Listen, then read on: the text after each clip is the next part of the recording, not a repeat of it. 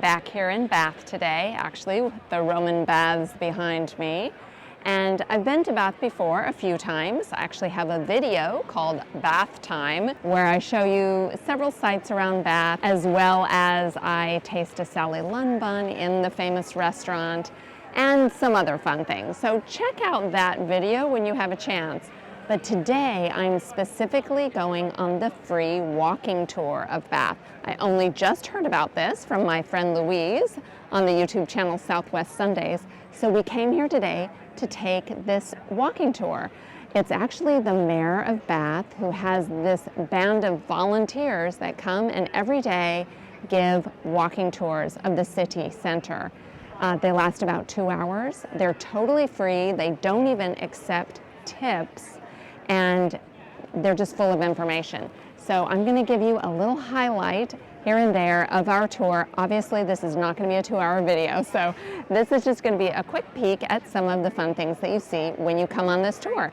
And I hope you come and check it out yourself when you come to Bath. Apparently, the mayor of Bath has had a group of guides offering free tours of the city since 1934. The city is very proud of its status as a UNESCO World Heritage Site. The tour groups meet up here in the middle of the action in Bath, in front of the Roman baths and in view of the stunning Bath Abbey. Touring inside these locations are not part of the tour, but it gives you a great opportunity to go visit these places after the tour is finished. Everywhere in Bath seems to be steeped in history. Even here in the courtyard is a sign explaining how Mary Shelley wrote the famous novel Frankenstein on this spot back in 1816, an event that in and of itself has some fascinating history behind it. There are 3 baths: the King's Bath, the Cross Bath, and the Hetling Pump Room. That is the 3rd spring. Research has shown that the spring water is actually 10,000 years old. Rainwater fell in the Mendip Hills and then traveled down into the springs, flows into Bath, and that is why it tastes so bloody awful, because it is 10,000-year-old mineral water. One of the reasons Bath became so popular in England was because of the royal visits to the allegedly healing waters. Queen Mary came to Bath because she was deemed infertile. She used to take the waters by coming to the cross baths. She didn't like the King's Bath because they had mixed bathing with both men and women. So she came down here for the water every day for 3 months, after which she discovered she was pregnant. It's likely that she was not made pregnant by the spring water, but probably the old-fashioned method of conceiving a child, which of course she did not do with King James II because he was not with her. The hot springs of Bath were believed to treat ailments of both the upper and lower classes. Gout was a rich man's disease back in the day, brought on by eating excessive amounts of red meat and drinking loads of red wine, which the common folk didn't have the means to do. The poor man's disease was lead poisoning, which resulted in paralysis of the lower arms. Today, you can experience the cross baths yourself for a mere £1,500. You can have 4 hours in the spring with 15 of your friends. Looks lovely, but £1,500 is a lot of money. Or you can experience the thermae baths for much more affordable prices. This used to be the hospital where the doctors would treat patients using the thermal baths here in Bath. And honestly, it was all that hydration of drinking half a gallon of mineral water a day that helped those people with gout and palsy brought on by lead poisoning, most probably. St. John's Hospital had the first almshouses in the country, and even today, about 15 elderly people live here. And here's the chapel associated with it. This is Parsonage Lane, one of only 4 remaining original medieval lanes in the city of Bath. The vicars would walk down Parsonage Lane to the Abbey. This hospital was built in the late 1790s. It's the 3rd hospital that we've seen so far on the tour. Bath used to be full of hospitals because people would come here for all of their ills and ailments to be cured by the doctors and the healing mineral baths. This is a bit of wall, and that is part of the original Roman wall around the city. We are now walking down to Trim Street, which is a place where they filmed Bridgerton. Bridgerton looks like it's in London, but it's actually all filmed in Bath. Here is one example. Daphne Bridgerton used to meet her fiancé at a tea room in Berkeley Square called Gunter's Tea Shop. But there's no such place in London in Berkeley Square. It is actually this hair salon in Bath, which has been dressed to look like Gunter's Tea Shop for filming the show. I'm not usually a punster, but I have to point out how apt the name is of the location of this hair salon here on Trim Street. Haha. This railing was also used during the filming of Bridgerton, for the characters to walk back and forth and act as if they are strolling along the streets of London. Here in Queen's Square is an obelisk first erected in 1738 in honor of the Prince of Wales, the future King Edward VII. Architect John Wood designed 3 large buildings here in Queen's Square in the Palladian style. Mr. Wood was a Bathonian who was trained as an architect in London and heavily influenced by the work of Andrea Palladio, the Italian Renaissance architect. John Wood also designed the circus, and his son, also named John Wood, designed the Royal Crescent here in Bath. During the walking tour, you get a bit of an education about the Georgian period, because Bath is known as a Georgian city.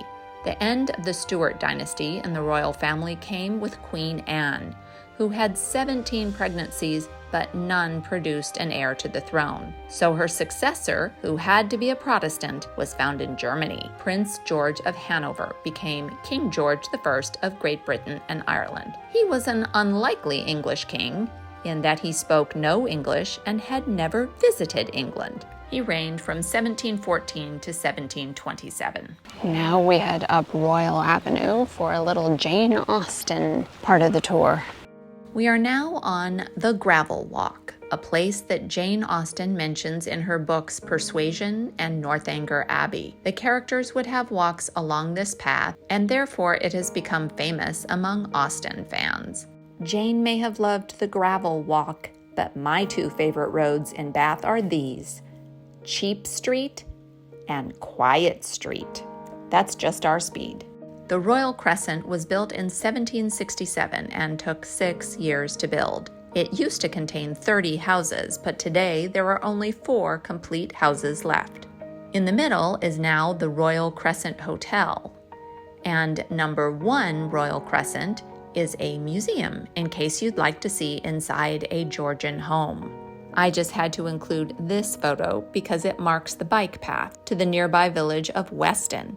And of course, I have a son named Weston. The tour guide pointed out something really interesting about architecture here in the circus, which I had never noticed before. The buildings are designed with Doric columns on the ground floor, Ionic columns on the floor above, and Corinthian columns on the top floor. Along the very top, there is an acorn at the top of each home in the circus. They are symbolic of the legend which John Wood believed about Prince Bladud. As the story goes, Prince Bladud was the father of King Lear, and he was wandering the countryside in 863 BC with incurable leprosy. His only companionship was a herd of pigs, who also provided his source of income. Unfortunately, the pigs also contracted his skin disease. When he got to the area which is now Bath, the pigs began rolling around in the warm mud near the natural springs, as you would imagine pigs might do. Shockingly, the magic mud cured the pigs of their leprosy. Prince Bladud then applied the mud to his own skin and was miraculously cured. He returned to his kingdom, became the 9th king of the Britons, and founded the city of Bath. And the acorns? Well, apparently the pigs feasted on acorns here, so they represent the legend of Prince Bladud. John Wood started building the circus in 1754, but sadly died within a year, so his son took over the building process.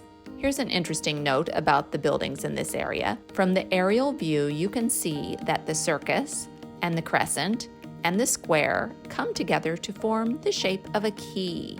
That is a lucky symbol, and the Masons were suspicious people who believed in these lucky symbols. There was a big controversy when someone proposed planting trees in the middle of the circus. And people who lived here said they didn't want trees there because they couldn't appreciate Wood's grand architecture in the circus. And from that, you get the saying, you can't see the wood for the trees. If you want to see what it looks like in the middle of the trees, watch my bath time video because I have a fun little clip of me in the middle of those trees. I think that dog is standing in an indentation that was made when a bomb was dropped here in 1942.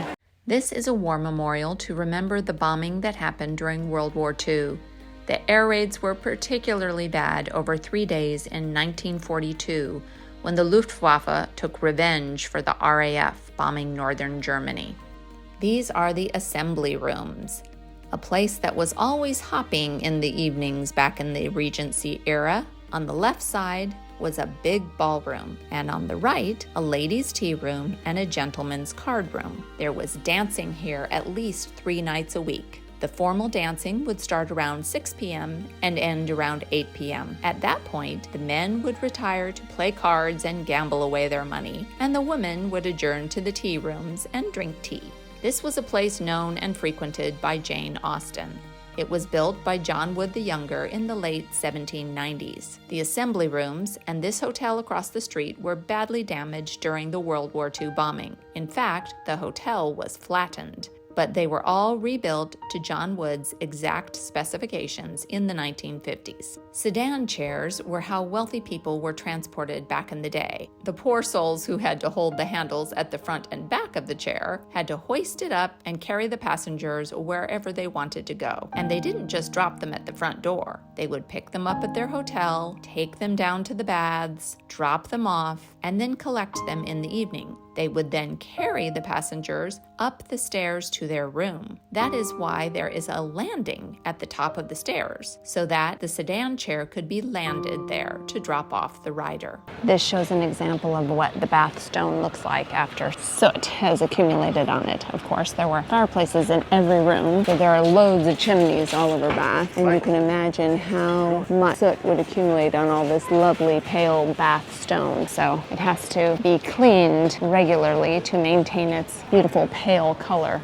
Here is the famous Pulteney Bridge, one of the most iconic sites in Bath. It was commissioned by Lord Pulteney and completed in 1774. He wanted to link Bath to a new town he intended to build on the other side of the bridge. He wanted the bridge to be like the Ponte Vecchio in Florence, a bridge with shops all along it. In the 2012 film Les Miserables, Javert's famous suicide scene where he falls into the River Seine in Paris was filmed here at Pulteney Bridge over the River Avon.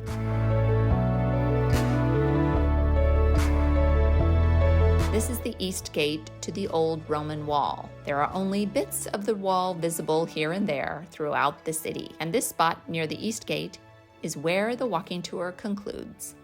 We thoroughly enjoyed taking the walking tour with our friends Keith and Kelly, who were visiting from Texas. At the end of our time in Bath, I did not leave empty-handed. I stopped at these 2 important places to buy takeout buns, a traditional Bath bun and a Sally Lunn bun, so that I could do a side-by-side taste test of the 2. Check out my taste test video by clicking on the link in the description or on the final screen of this video. I hope you enjoyed seeing a few snippets from our free walking tour of Bath today. Please check out one of these other videos that I've made of Bath. Thank you so much for watching, and do something good in the world today.